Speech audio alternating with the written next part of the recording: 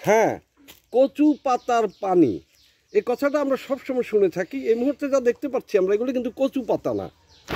হ্যাঁ, এটার মধ্যে আমি একটু পানি ঢালার চেষ্টা করছি এখন। এই যে পানি ঢালার চেষ্টা করছি, এই যে পানি কি পড়ে যাচ্ছে, খুব একটা একটু একটু করে পড়ছে, কিন্তু পানি কি অবস্থাতে আমরা দেখতে পাচ্ছি, পাতাটা কিন্তু ভিজা থাকছে। পানি পড়ে যাওয়ার পরে পাতাটা কিন্তু ভিজা থাকছে, মানে পানি যে পড়েছে তা বোঝা যাচ্ছে।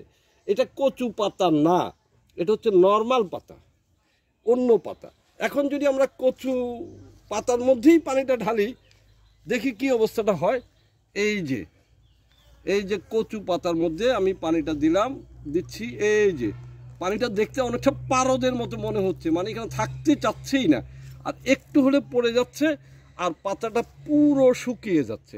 আর যদি আমি হাত দিয়ে না ধরি, দেন এই যে দেওয়ার সাথে সাথে কি হচ্ছে, এই যে চমৎকার একটা সিন। কিন্তু তার মানে কচু পাতার পানি বলতে, আরেকটাতে ফেলি একটু, এ সবই কচু পাতা। হ্যাঁ, কিন্তু নর্মাল পাতাতে ফেললে আমরা দেখছি যে পাতার মধ্যে পানি থেকে যাচ্ছে।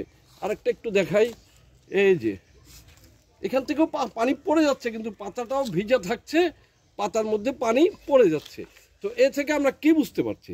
আমরা বুঝতে পারছি কচু পাতার পানি মানে খুব অস্থায়ী বস্তু, যেটার কোনো ভরসা নেই, যেটা টিকবে না, অত্যন্ত সহজেই যেটা ধসে যাবে, পড়ে যাবে। এই তো, আশা করি ভিডিওটা ভালো লেগেছে। সবাইকে ধন্যবাদ এবং অভিনন্দন। আসসালামু আলাইকুম।